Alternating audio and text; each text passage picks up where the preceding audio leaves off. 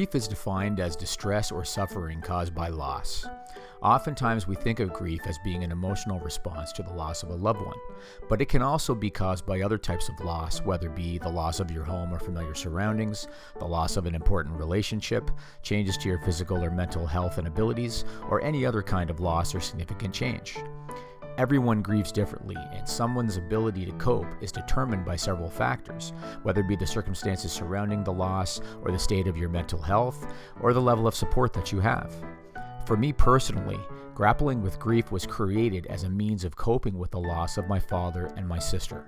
But in my younger years, I dealt with grief on a different level. I experienced changes to my physical health that resulted in changes to my mental health and in turn resulted in further changes to my physical health. I'm talking about something that many of us have dealt with in the past or continue to deal with today. I'm talking about obesity. Growing up, I came from a loving family with parents from Western Europe who immigrated to Canada with nothing and became the owners of a successful grocery store. They worked hard to provide their family with the kinds of opportunities that they didn't have themselves. Now, running your own small retail business requires you to wear a lot of hats and put in a lot of hours. And so the last thing my parents wanted to deal with while taking care of customers and staff and suppliers was the demands of 2 kids. It was easier and less stressful for them to just give in. And so growing up, I watched a lot of TV, which meant I wasn't very active, and on a daily basis, I would go into the store and take whatever I wanted. And of course, when you're a little kid, you're not interested in the produce section. Chocolate bars and candy and potato chips and cans of soda were my preference.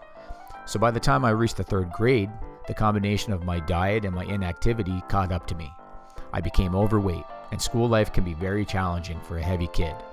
And probably the biggest challenge that every overweight kid has to deal with in school is bullying. Now, there was no internet or social media back in my grade school days, and I grew up in a small town where the idea of metal detectors at school was unheard of. So I didn't have to deal with the level of physical bullying or threats that you hear about today. But I still dealt with abuse and challenges on a daily basis, whether it be name-calling or taunting or shoving in the schoolyard, or occasionally being checked from behind on the sports field for no apparent reason. And of course, when you're the slowest and heaviest kid in the class, you're always picked last for team sports. Usually, they'd put me in goal if we played soccer or in the outfield for a baseball game so that they didn't have to worry about me participating too much and potentially costing them a game. I'd always sweat a lot and became very self-conscious about sweat stains under my arms or on my back, and so I tried to wear oversized shirts and dark colors to hide it. And forget about changing with the other boys in the locker room. I was way too embarrassed about my body for that, and so I would always beeline to an empty bathroom stall so I could change privately. I remember on one occasion, some of the boys climbed up the stall walls to look over at me as I changed and laughed about it. Oftentimes at recess, we'd play soccer, and the boys in class who were good athletes would always arrange to be on the same team, while those of us who weren't as athletic would be relegated to the opposing team so that the good guys could dominate us and gloat and ridicule us the entire time. I remember on at least one occasion, I walked home at the start of recess to pick up some treats from the store, then went back to school and bribed the boys with those treats so that they'd put me on the good team for the day. That was one example of me being able to use my brain to help me get through. I also got good grades back then, and sometimes one of the bullies would ask me to help them write a school assignment, and that would temporarily buy me their friendship before peer pressure got the best of them and they'd go back to bullying again.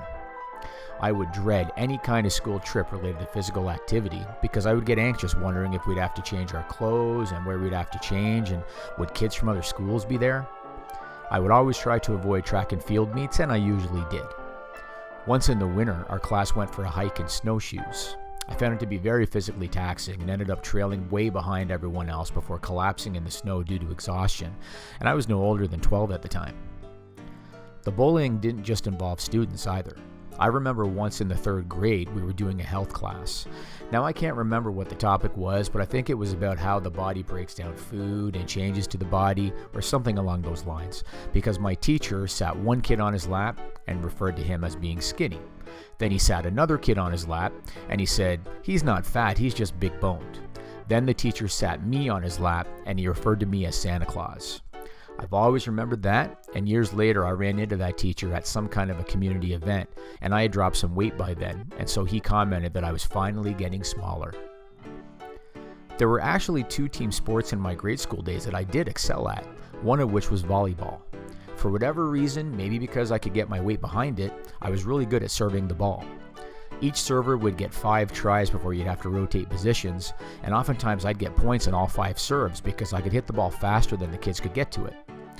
Of course, I wasn't good at returning serves from the other team, but at least it was something. The other team sport that I was useful in was full contact soccer. Yep, as kids at recess time, we'd play a kind of soccer where you would tackle your opponent, and usually it was anything goes. So even though I couldn't run fast and they would never pass the ball to me, if an opposing player had the ball close to me, he knew there was a good chance that I was going to body check him to the ground, and oftentimes I did. I mainly had 2 sources of pleasure at that time: television and food. I could find solace in those 2 things. And as I mentioned earlier, changes to my physical health resulted in changes to my mental health, which in turn resulted in further changes to my physical health. After a day of bullying and physical and mental anguish at school due to my weight, I'd go home and eat a bunch of junk food at night to make me happy. But that diet caused me to put on more weight, which caused me more physical and mental anguish, which then caused me to eat more junk food to temporarily feel good. It was an ongoing cycle for a long time. They say that the bully is the one with the insecurities, and that if you fight back, they'll leave you alone. I can think of 2 personal experiences that might confirm that theory. There was one day, either in the 7th or 8th grade, when I'd had enough. I was on the school grounds at recess, and one of the regular class bullies ran up and hit me from behind for no reason. I fell to the ground, but I quickly got up and squared off with the bully. I remember there was another kid there who laughed and said, "Come on, it's Vander." That was my nickname at the time, and of course what he meant was, this is the guy that we pick on who never fights back, so this will be easy. Well, the bully came at me, I grabbed him, I threw him to the ground, and then I kneeled down on him with my knee in his back, and I chirped him before a teacher grabbed both of us and hauled us off to the principal's office. I remember the bully told me that there would be a rematch, but there never was. On another occasion, I was in the 9th grade, my first year of high school. There was a kid who was known to be a bit of a silent goon. He hung out with some of the popular kids because they knew each other from grade school, and he was one of the taller guys, and so he would act threatening and imposing and look down on you, although I don't recall him ever actually putting his hands on me. We had one particular class where we sat next to each other, and one day I tried to enter my row. He extended his arm across my path at that moment and held onto my desk. I asked him to move a couple of times, but he would just gaze at me and say nothing, and he wouldn't move. So finally I pushed his arm away, and in the process, he lost his balance and almost fell out of his chair. One of his friends laughed and said, "Are you going to let him get away with that?" And the bully gritted his teeth and looked at me and said, "No, I'm not." Well, yes he did, because there were no other incidents after that day. In fact, that's the last memory I have of ever being bullied in school. And as I moved on through my high school years, things changed probably just due to everyone maturing. Looking back on my grade school days, I asked myself, why didn't I just fight back? Anyone who knows me today will tell you that I don't take any crap, not personally or professionally. Matter of fact, one of my friends who knows me as James will say that when I'm about to stir things up, Jimmy's going to come out. That's his term for it. He says, Jimmy's going to come out. So why wouldn't I stand up for myself as a kid when I have no problem doing it now? Why did it take so many years until almost the end of elementary school for me to take on one of those bullies? After all, I was one of the biggest kids in the class back then, and sometimes the bullies were the smallest.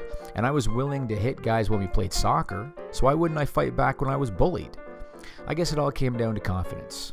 If I didn't believe in myself, how was I expected to stand up for myself?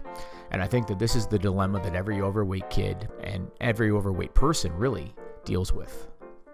And now, I'm a father with 2 kids just entering their school years. I'm very particular about their diet and their sugar intake, and to this day, my 5-year-old daughter thinks that it's completely normal to only eat half of a Lindor chocolate as a treat because it's all she's ever known. I'm going to try my best to ensure that they stay active and eat well and don't have to endure the things in school that I did. But I don't just want to try to prevent them from being bullied. I also want to try to prevent them from becoming the bully. I'm going to try to utilize extracurricular activities to teach them discipline and teach them respect. But should my son ever find himself in a situation with bullies similar to what I experienced, what will I tell him? Reason with them? Be the bigger person and walk away? Or any other suggestion that's deemed acceptable in this hypersensitive world that we seem to live in now? Nah, I'll just say take out the biggest one and the problem goes away.